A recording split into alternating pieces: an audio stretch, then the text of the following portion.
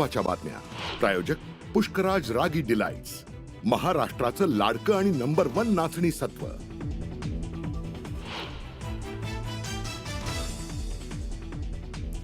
काल रात्री काश्मीरच्या नियंत्रण रेषेवरती पाकिस्तानी सैन्याकडून अनेक चौक्यांवरती गोळीबार. भारतीय सैन्याकडूनही चोख प्रत्युत्तर. कोणतीही जीवितहानी नाही.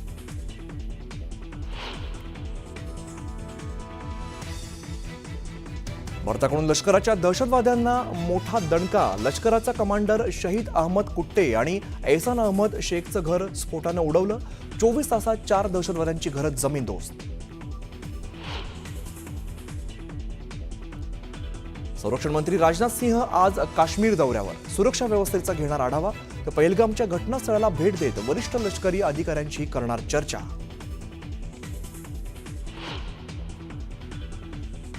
पाकिस्तानला सिंधू नदीचं एक थेंबही पाणी मिळणार नाही, यासाठी 3 योजनांवरती काम सुरू. जलशक्ती मंत्री CR पाटलांची नेटवर्क 18ला माहिती. सिंधू करारासंदर्भात अमित शहांच्या उपस्थितीत बैठक पार.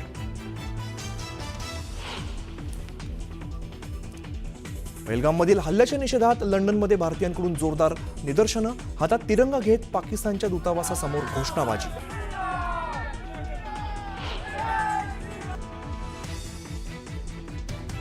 मुंबईतील एल्फिस्टन पुलाबाबत सोमवारी मुख्यमंत्र्यांसोबत बैठक होईपर्यंत पूल तोडला जाणार नाही. आमदार कालिदास कोळंबकर यांची माहिती. स्थानिकांचं आंदोलन मागे.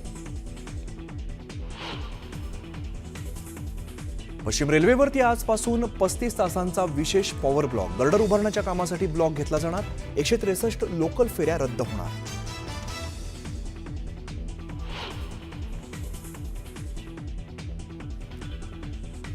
मुंबई नाशिक महामार्गावरती खासगी बसचा भीषण अपघात. 8 वर्षीय मुलीचा मृत्यू तर 10 ते 12 जण जखमी. 3 जणांची प्रकृती गंभीर.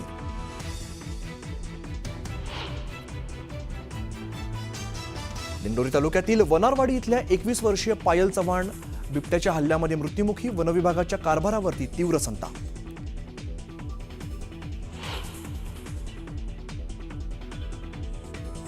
रिलायन्स इंडस्ट्रीजची मोठी झेप. मार्च तिमाहीतील नफ्यात 2.4% वाढ. निव्वळ नफा 19,407 कोटींवर.